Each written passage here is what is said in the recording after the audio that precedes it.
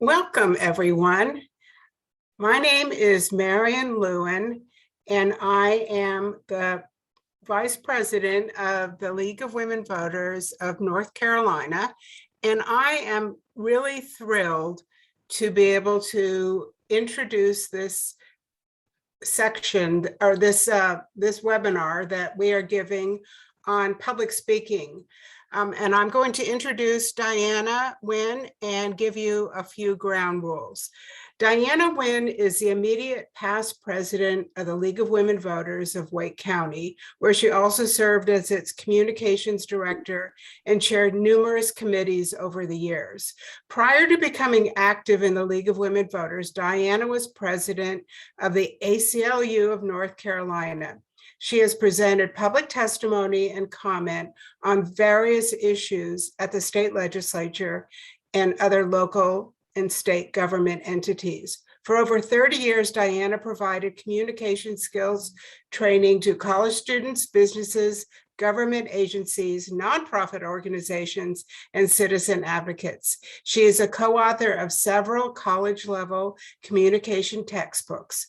Dianna has an MS in Communication and Public Address from the University of North Texas, and a BA in Speech Communications with a minor in Political Science from California State University Fullerton. For today's presentation, I ask that you remain muted during the presentation, and I also recommend that you turn off your video so that it will not interfere with the presentation of the slides. You can put questions in the chat, and Dianna will take them at the end of her presentation. Thank you very much. I'm going to give it now to Dianna. Great. Thank you, Mary. And I am going to stop my video also so you can more clearly see the slides. Great. As you already know, many government entities provide opportunities for the public to weigh in on issues, and you should take advantage of these opportunities. They're important advocacy opportunities. Now, before I go over tips and guidelines for doing public comment, I want to clarify a couple terms and briefly review state law here in North Carolina as it relates to public comment. First of all, what's the difference between a public meeting versus a public hearing? And there is a difference. A public meeting is any meeting that is open to the public. It's that simple, but it may or may not include public comment. A public hearing, though, is limited to a particular topic. For example, a specific rezoning request at a town council meeting. A hearing is more likely to include testimony or public comment. And here in North Carolina, remember that public hearings are not required by state law for most issues. Now, in practice, these two terms, public meeting, public hearing, are often used interchangeably, so I wouldn't worry about it too much. So let's take a look at what our state law requires here in North Carolina. Public comment opportunities are required by state law for city and town councils, county boards of commissioners, and school boards. And they're required to provide a public comment opportunity at least once a month, unless they don't have a meeting that month. So they could provide it not at all if they don't meet, or they could provide it a couple times a month if they meet twice a month. That would be up to them. So it's important to recognize under North Carolina law as it relates to public comment, it does not apply to all elected boards in the state, and it doesn't necessarily apply to appointed boards. And then beyond that, whether a government entity is required to do public comment or not, that entity can make its own rules for the public comment process. And our state General Assembly makes its own rules for itself. Okay, so in this webinar, I'll talk about how to sign up to speak at a public meeting. I'll share with you some guidelines and tips for preparing your message. I'll give you a few tips for presenting your public comments. And then finally, I'll share with you some follow-up tactics for amplifying your message. And then we'll have time for questions at the end. Just put those questions in the chat box. Okay, first of all, the first thing you need to know is when is the meeting and what kind of meeting will it be if you're interested in speaking at it. To know when a meeting will occur, go to that government entity's website and find the meeting calendar. It's as simple as that. And to find out if there's a public comment period, look at the agenda online for the upcoming meeting. Remember, not all meetings will include a hearing or public comment segment. Now, the other way you can find out about upcoming meetings is to sign up for emailed meeting notices when that option is available. We're going to look at examples for how to do all of this, but please keep in mind that these are just examples. Your local city council or county board of commissioners may have different ways to do all of this. Okay, I went to my local Wake County Board of Commissioners to see when there would be a meeting. And what I can see in the text is that they're going to have meetings typically on the first and third Mondays of each month. And it tells me what time and where that will be. And there is a link that I've circled there where I simply click on it to view the meeting schedule. And when I click on that link, it takes me to a PDF of the schedule. Now, I've taken just a snapshot of the March portion that they had on their website in this instance. And what you can see here is there was a regular meeting that was canceled. Always check the calendar to make sure that a meeting hasn't been canceled before you head out. You'll see that one of the meetings is a work session.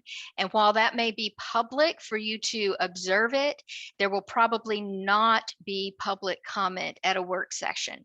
And then you'll see the other two are regular meetings. One or both will have public comment by law, since it's a county board of commissioners, and here in North Carolina, our county boards of commissioners are required to do it at least once a month. So now let's look at a couple of examples of meeting agendas from this same government entity, so you can see that an agenda can look different from month to month. Okay, in this first example, this is a typical meeting agenda from our municipalities. And you can see on the first page, or on the second page, where I've circled the item 14 is where they will take general public comments after they've gone through some routine items like the Pledge of Allegiance and approval of agenda and minutes and a consent agenda. And then they'll take general public comments, probably in the order in which people signed in. But let's look at a different agenda from this same government entity, so you know that they are not always the same. So in this agenda on the second page towards the top, which I've circled, this is a public meeting that will include within it a public hearing. In this case, it's a public hearing regarding the reinterment of some graves in the county. So in this case, item 14 is a public hearing, and it tells us the format, and part of the format will include comments from interested parties, and you can be an interested party if that issue is something of concern to you. And in this government entity's case, there are normally two sign-up sheets. One for people who want to sign up for this particular public hearing, but one for those who want to sign up for general public comments. And you don't see general public comments as an item within their agenda. Instead, note at the bottom of that second page, they've indicated that about 2:30 in their meeting, they're going to pause and they're going to take public comment for about 30 minutes from those who have signed up. So in this case, there's a public hearing. for people who want to speak on that issue, but also an opportunity for general public comment. So always check those agendas online. Now, I mentioned that you can also subscribe to meeting notices from some government entities, and that way you'll receive an automatic notice in your email. So let's look at how to subscribe for meeting notices to the state legislature. There are a couple ways to do this, but one way to do it is simply go to the website at ncleg.gov and then look for the tab at the top of the page that says committees, and you can see it here in this partial screenshot. Find the committee that you're interested in from that tab, click on it, and that will take you to that committee's web page within that website. Now, this is a screenshot from the page for the Senate's Redistricting and Election Committee, which I'm personally interested in. And you can see there's a link where I can subscribe to meeting notices by email, and that way I'll never miss a notice. I would remind you that for the state legislature, you probably want to subscribe to both the House and the Senate's committee notices on whatever issue you're interested in, because most issues are going to be dealt with in both chambers in kind of companion committees. Okay, let's look at an example from a municipality. So I went to the Raleigh City Council and took a screenshot, and on multiple pages within their website off to the side, you can see what I've circled there is an opportunity to subscribe to notices. I would simply put my email address in, submit it, and it would take me to a page to choose what notices I wanted to receive. And you'll see that municipalities more and more are providing this kind of option. But again, not all government entities will offer the option to subscribe to notices. You may just have to check their websites regularly for the meeting information. Okay, so now you know when the meeting is and that there is going to be public comment opportunity. How do you sign up to speak? Normally, for most public meetings, you just go to that meeting, and when you arrive, look around for a sign-up sheet and simply add your name to the sign-up list. That's what will normally be the case.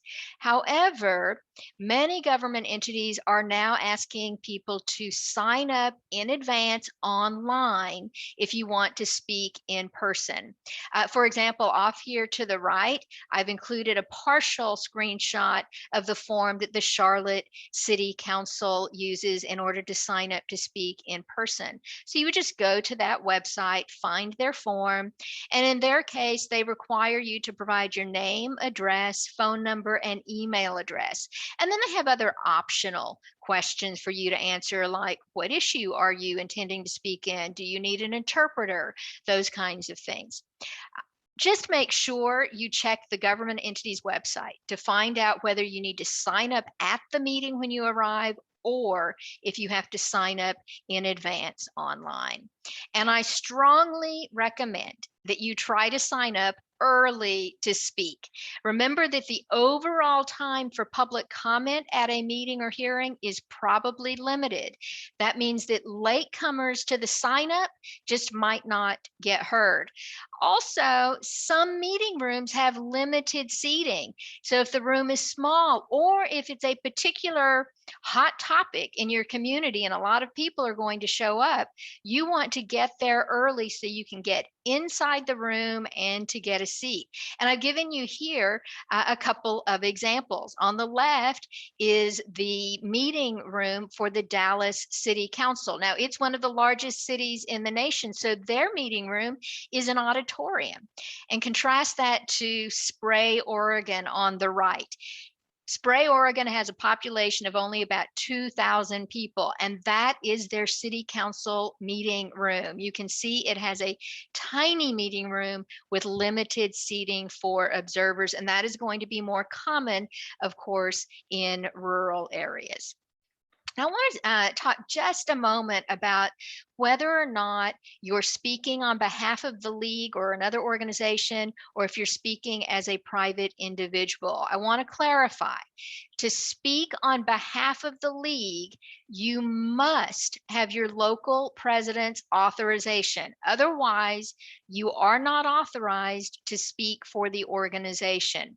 This guideline probably applies to any organization you're a member of, right? You never speak for an organization without permission. Now, if you're speaking on behalf of the league or another organization, when you sign up, there may be a section on the sign up list asking what organization you represent. Fill in League of Women Voters or whatever other organization you represent. But if you're not authorized to speak on behalf of the league, don't indicate an affiliation when you sign up. Just leave that line blank. It's not required. And we recommend that you do not mention that you are a league member in your public comment remarks unless your league president has specifically encouraged members to do so. You know, when you mention that you're a league member in public comment remarks, it can imply that you're speaking on behalf of the league.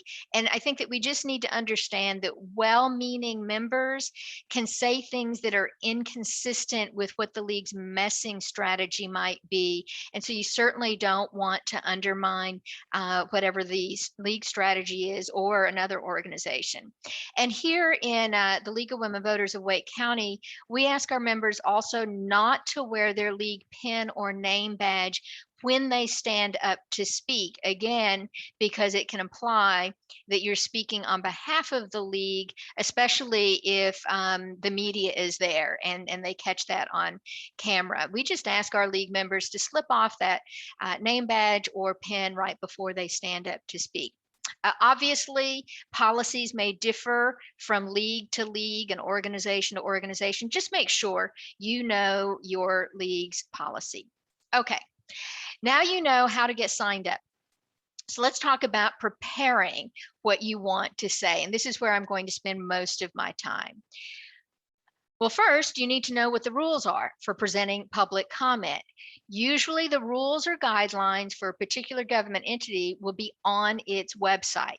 But I can tell you that typically the requirements include stating your name, first and last name. They may require an address or at least the city where you live, so you'll need to look for that requirement, and they will always have a time limit. It's usually posted online or it will appear in the meeting notice or the meeting agenda, so look for the time limit. Usually that time limit is just 2 or 3 minutes. Every once in a while, I see something as much as 5 minutes, but that is not what I normally see. So usually 2 or 3 minutes. And you also need to check the website for any other rules of decorum. And you may not find anything beyond stating your name and what the time limit is, but some government entities may have specific rules. For example, the city of Raleigh has some of the most extensive rules, quite frankly, that I have seen, and it's on their website, and it's more than most government entities. And I would note they've made it clear that a violation of any of those rules of decorum is potentially a misdemeanor. So you certainly want to be aware of what they're allowing and what they're not allowing. Now, one of the most fundamental questions to ask yourself for any presentation is, what is your purpose? And generally, there are 3 major purposes when presenting public comment. You're there to request a specific action or a decision on an issue, or you're there to complain about an action or a decision already made, or you're there to express appreciation, and you can use public comment to do that also. For example, I've seen people show up at city council meetings, sign in for public comment, and then thank a police department or a fire department for help with a situation. In this photo, I am presenting on behalf of the League of Women Voters a certificate of appreciation at the county commissioners meeting. Now, I did this for a while to all of our municipalities, and I can tell you that I did it by signing up for public comment or calling in advance and requesting to be placed on the meeting agenda. And I found that different city councils had me do it differently. So this is the kind of thing that you can also do during public comment. Okay, let's talk about how to put together the remarks that you will present. And I have to tell you, it's the basic approach that you learned in high school or college for organizing a paper or a speech. For most any presentation, whether it's 2 minutes or 20 minutes, you'll have an introduction, a body, and a conclusion. So let's talk about what you do within each of these sections for public comment. So you'll have an opening, and in the opening, you need to state your name. That will be required. And if you're speaking on behalf of an organization, clearly state the name of the organization. If it's required, you'll also state your address or the city you live in, whatever is required. And then in your opening, make sure that you make clear the issue you are speaking to and what your position is. And you can do an opening in just 2 or 3 sentences. So it may sound like you're doing a lot, but you're actually not doing a lot here because you want to save most of your time. Remember, it's only 2 or 3 minutes. You want to save most of it for the body of your remarks. And since most of the time you're there to demand action regarding a problem, typically your remarks are going to follow a problem solution approach. And if that's the case, you need to describe the problem and be specific. What is it that you're addressing and why is it a problem in your view? If you're complaining about an action they already took, explain why it was wrong. And then provide some supporting material. Could be a couple facts, could be a statistic, could be an example, or it could be just a really clear description. And remember, you may not have time to include much. Your supporting material might just be 3 or 4 sentences, and you'll have to be concise as you cover it.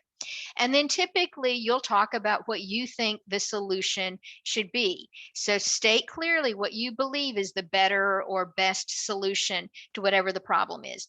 And again, provide some supporting material if you can for that solution. Are there some facts that suggest that's a good solution, or a statistic or an example? Or maybe you just give a clear description of how that solution could work or be implemented. And again, you don't have much time, so you have to be concise as you present this. And then after you spent most of your time on the body, typically a problem or solution, you move on to your closing, which should be very brief. Make sure that you request specific action of the decision makers or the elected officials. So what action do you want them to take, or how do you want them to vote on a matter? Don't leave that up in the air. And then you might include any final words like a restatement or a summary of your position. And most people end by thanking their elected officials for considering their position. And you can do a closing in just 2 or 3 sentences. So what you're typically looking at is 2 or 3 sentences for an opening, 2 or 3 sentences for a closing, and the rest of your time spent on the body or substance of your remark. Let's look at some examples of an opening, the body of some remarks, and a closing. And first, let's start with an opening. My name is Dianna Wynn, and I am a resident of Wake County. I believe I speak for many voters who are increasingly dismayed by the role of partisan politics in drawing our voting maps. I, along with most voters, favor a nonpartisan approach to redistricting. Okay, this is a short opening. I clearly state my name, I state where I live, and I've made clear what issue I'm speaking to and what my position is on that issue. And it's very short. So let's go to an example of a body, or at least a portion of a body. I ask you to recall the numerous members of the public who spoke passionately earlier this month. I, along with the overwhelming majority of those speaking, called for politically neutral criteria. We want voting maps that do not consider incumbents' addresses or residents' voting histories and party affiliations. The majority of those speaking at the hearing earlier this month requested politically neutral criteria, and polling shows that a majority of North Carolinians support a nonpartisan approach to redistricting. We certainly did not ask for an incumbent protection plan. Now, in this example, I've described the problem or situation, which is a reference to an earlier hearing where a lot of members of the public spoke, and I have some facts weaved in here. So I referenced what most people wanted during that earlier hearing, and I've made a reference to what the majority of people want based on polling in my state. Again, it didn't take much time, but if you're prepared, you can say quite a lot. This is a very short example. You typically have time to say more in your body than what's in this example. So you might have time to say twice as much as what this example has. Now let's look at an example of a closing. I ask you to adopt a process characterized by greater deliberation, in-depth analysis of relevant nonpartisan data, and a much more transparent process. Undertaking a careful and thorough study of the courts is the wiser course of action. Thank you for consideration of my concerns. So in this example, I tell my elected officials what I think they should do, and then I thank them for considering my views. By the way, these three examples I've given you came from 3 different public comment hearings where I presented, but if I strung all 3 together and presented them, they'd probably only take me maybe a minute and 15 seconds or so. So that tells you you can say more in the body on a given issue. While the time goes by quickly, if you're prepared and concise, you can make some strong points. Okay, the basic format I've shown you is a problem solution format, but it's not the only organizational format. You might just focus on just the solutions if the problem has already been made clear by others, or you might focus on responding to opposing arguments to your position, again, if the overall situation is relatively clear already because of what others have said. Or you might just tell your personal story as it relates to the issue and explain how you are impacted by that situation. You know, your personal story is often far more compelling during public comment than any other facts or statistics or other research that you might include. So just explain why it's important to you and how you're impacted, and then what you think your elected officials should do about the situation. Just keep in mind, time is limited. You'll usually only have time for maybe 1 to 3 different points in your body, depending on how much you have to say about each of those points. And when you prepare, you may have to find that you omit or significantly cut some portions out because you just don't have time. And if you feel strongly about an issue and you want your voice to be heard, but you're not sure what to say, look for talking points from other organizations who have taken up the issue you care about and are taking a similar position, and they can help guide your content. So I recommend organizations, of course, the League of Women Voters, but others like the NAACP or Common Cause, or more local organizations that are addressing issues within your county or city. I would suggest that when you look at their talking points and you put your remarks together, don't simply parrot what their talking points are. Use your own words and focus just on the points that are most important to you personally. These organizations will typically have a lot of talking points, and you won't have time to cover them all, and you don't need to. You choose what resonates with you.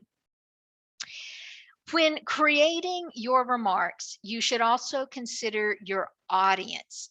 I want you to take a moment to think about who your audience is. In this photo, you see people at a legislative meeting room at the North Carolina General Assembly. Who are these people who are going to be in the room as you're speaking? They're all your audience members. And there are some obvious audience segments. Of course, you have the decision makers in the room, and those are normally elected officials. But you also have other observers in the room.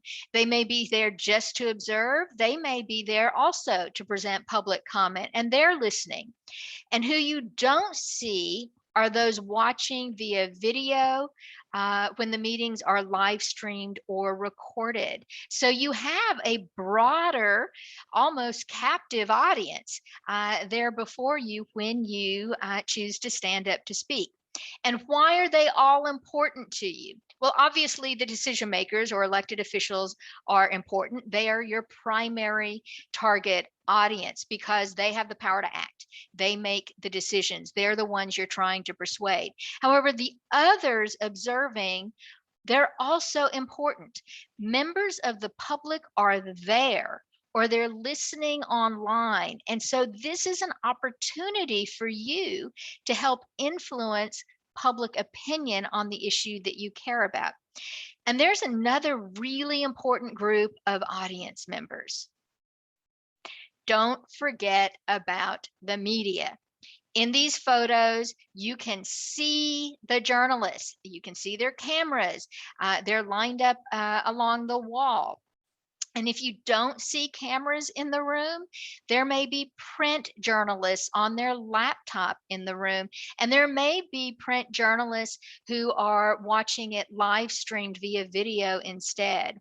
And you need to consider the audience also, you need to consider the media is also part of your audience. And why is that?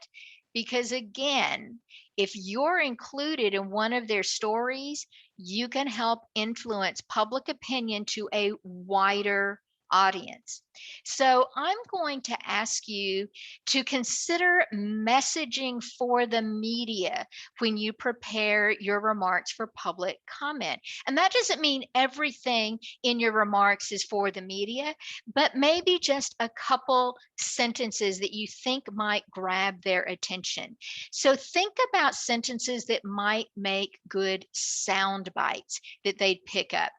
And consider using more vivid language and maybe some metaphors. And I also encourage you to think about having some clear value-oriented statements. So while you might present a lot of facts or statistics on your issue, also make statements about why it's important or your interpretation, because in most cases, the media will probably use their own research and other sources for most of the factual information. And then finally, when I put together my public comment remarks, I think about how some sentences are grouped together and will it require much editing on the part of the media if they have to make a quick deadline. So can they just pick up a couple sentences ready to go? So for example, if I have a string of 3 sentences and I think the first sentence and the third sentence might get the media's attention and would make a good sound bite, then I'm going to take that second sentence in the middle and I'm going to cut it all together, or I'm going to move it someplace else. So then the media doesn't have to edit it out. And that's particularly important for broadcast media when it's more difficult for them to edit out some of your sentences. Okay, let's look at a few examples related again to the issue of redistricting. Now, I've highlighted the phrases that I thought the media might pick up from some of my past remarks, and they did. Now, I will tell you, I'm not always right. They may not pick up those particular remarks. They've picked up things I didn't predict, and sometimes I'm not picked up in the media at all. Someone else says something more compelling or more interesting, but these were picked up, and I had these in my remarks hoping that they might get picked up by the media. So the first example, it's as if politicians are wearing noise canceling headphones. So in this sentence, I intentionally used a metaphor. Voters are tired of politics as usual. We want our legislators to stop gerrymandering and end the practice of politicians handpicking their voters.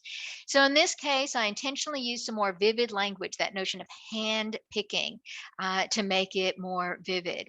And finally, polling shows that a majority of North Carolinians support a nonpartisan approach to redistricting. We certainly did not ask for an incumbent protection plan. So I used that last phrase to both be critical, but give what I thought they were doing a pithier name and maybe get the media's attention. Now, note also that these statements are largely value oriented in relation to the issue of redistricting. So you can get attention if you think about it, and then you can help sway public opinion. Okay, it's important to remember there is no single correct approach to doing public comment. So there's no absolute right or wrong way to do this. Regardless of your approach, just make sure that you make clear what issue you're addressing, make clear your position on that issue, and make clear what action you want from them. If you do those three things, you've covered everything that you need. And then be organized. You don't want to ramble. Make it easy for them to follow and listen to you. Okay, we've talked about signing up to speak and preparing the message. I want to now share just a few quick tips for presenting your remarks. First, practice, practice, practice, and practice with a stopwatch so that you know you are within the time limits. You may be angry about what your elected officials are doing or about an issue, but you can still be civil and respectful while still expressing that anger, and they're more likely to listen to you. If you're not using a manuscript, be expressive. If you're not using a manuscript, use an outline. So you're focused and you stay organized. And it might just be a couple bullet points. So if you lose your train of thought, you can glance down and see what your next point is. And if you're reading from a manuscript, you don't want to sound dry or dull. Try to be expressive. And look at the elected officials when you're speaking as much as you can. Eye contact makes you more compelling, and it makes it more likely they will look at you and listen. Obviously, also feel free to look down at your notes whenever you need to. And remember that it's normal to be nervous. You don't have to be perfect. Just be yourself, okay? Again, you'll be more compelling. And remember that you have a right to be heard. I think someone's drawing on the screen. And so for whoever is doing that, just be aware that we can all see that on the screen. So if you could stop the drawing on the screen, that would be great. Okay, I'm almost done, but I want to share some final tactics you can use for amplifying your message in addition to presenting your remarks at a government meeting. Now that you've already done the prep work for crafting a message, you don't want to waste that effort. Use additional avenues for getting your message out. If there's an online portal for written public comment on your issue, and you'll find that out by going to the government entity's website, then submit your written public comment. And remember that written comments can be longer. So those things that you might have had to cut out, you can put back in and submit in writing. Consider turning your comments into a letter to the editor. There is a word limit for letters to the editor, but you may find that what you can say in a couple minutes is pretty close to what you can submit in a letter to the editor.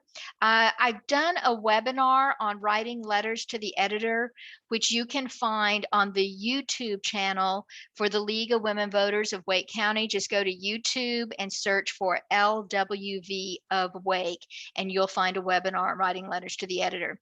And finally, turn your remarks into an email message that you can send directly to whatever politicians you think ought to hear what you have to say on the issue. So you've done this prep work. Now you can leverage it very easily in these other ways to get your message out. And finally, if you're speaking on behalf of the league or another organization, you can use all the follow-up tactics that I just suggested.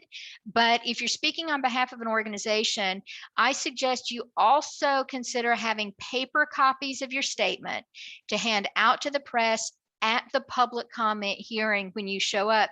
That makes it even easier for the media to quote you and know what your position is. And of course, make sure that anything you hand out to them has your contact information. So if they want to follow up with an interview, they know how to reach you. And again, this is when you're speaking on behalf of an organization. I also suggest that you consider doing a variation of your comments as a press release to the media that you send out that same day, or ideally within 24 hours of that public comment that you present. And finally, share your comments on your organization's social media. In fact, even if you're not speaking on behalf of an organization, if you're on social media, you have an audience. So let them know what your thoughts are, what your position is on a particular issue. So leverage that audience also. Okay, I've covered quite a lot, I think, in a shorter period of time, including how to get on the list to speak in a meeting, some tips for preparing your public comment remarks. I gave you a few tips for presenting your remarks, and then finally some tactics for further amplifying your message. All of the people that you saw speaking in the photos throughout this webinar and all the people that you see on the screen now are members of the League of Women Voters of Wake County. Some of them may have been speaking on behalf of the league, but most spoke as private individuals. And my point is this: we're just members of the community like you all are. And if we can do this, you can do this too. And I hope that you will. It's an important advocacy opportunity. And I think that that's about all the time I have for the presentation portion, and we should now have time to answer any questions you might have. So I'm going to stop sharing my screen and then go back on video.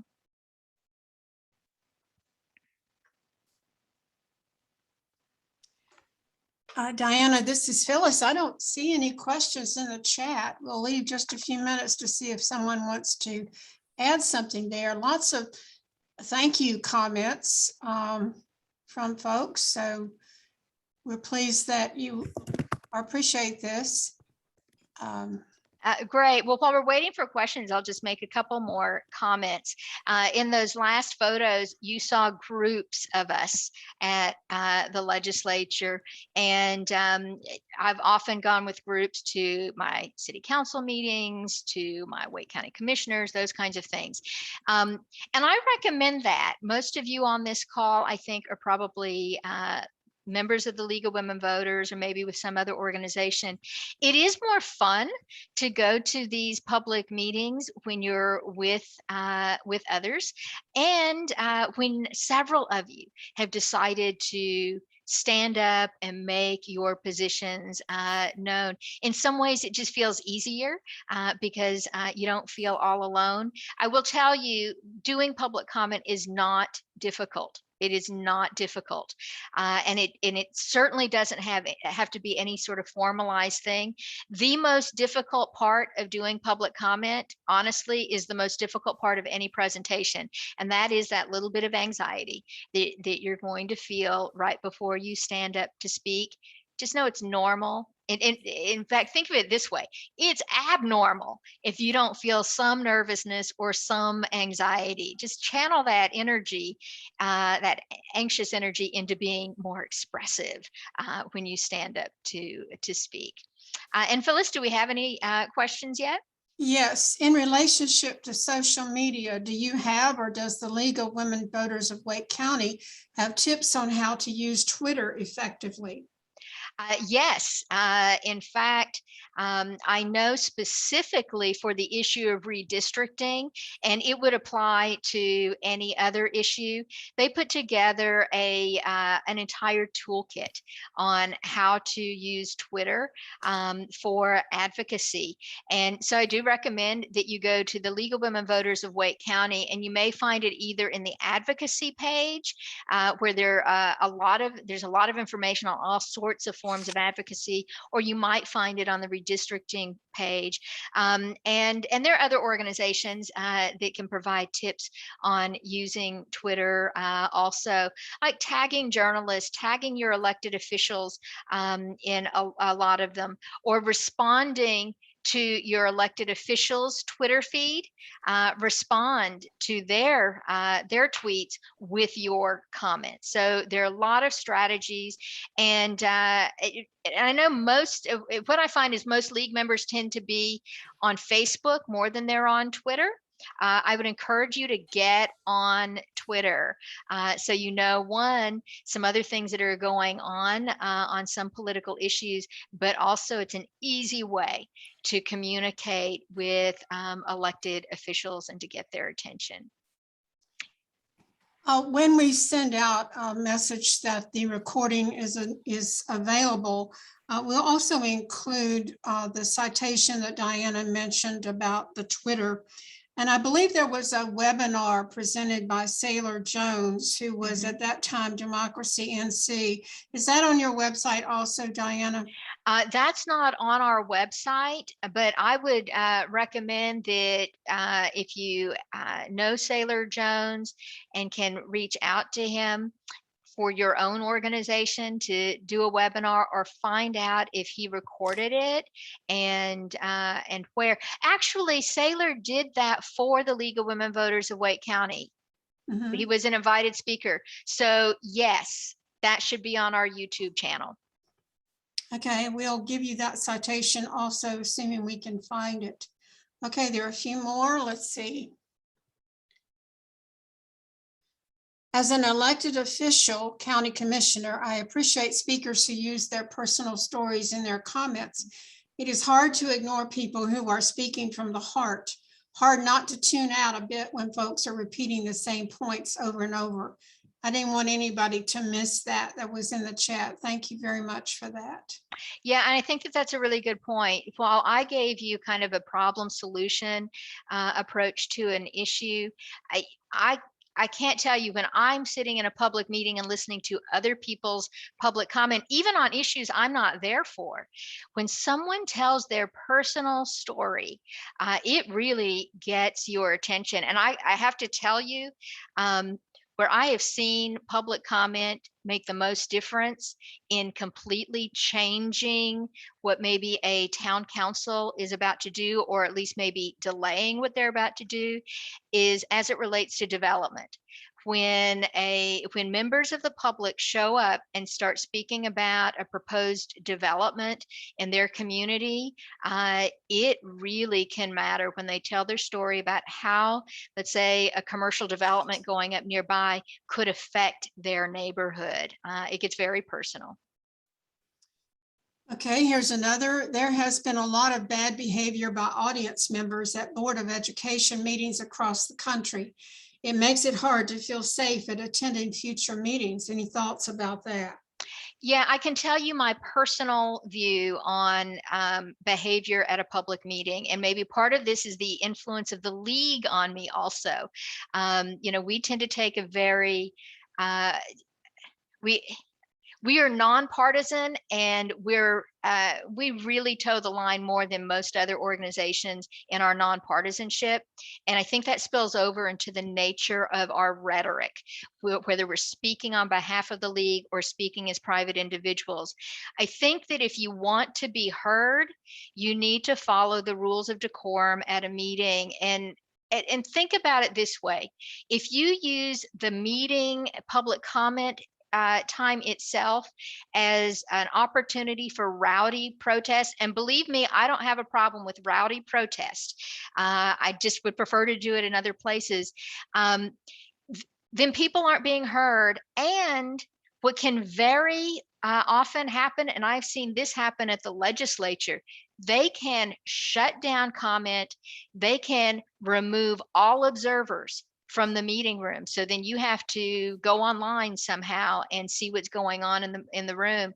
And so if you contribute to that situation, you're actually shutting out for others the opportunity to be heard. So think about, you know, what your behavior should be and how it impacts others' opportunities to be heard. So I don't really appreciate it when others create a situation where I might be kicked out of the room with everybody else, or because it gets so rowdy, they cut off public comment time. So let's say they've devoted 30 minutes, but it gets rowdy.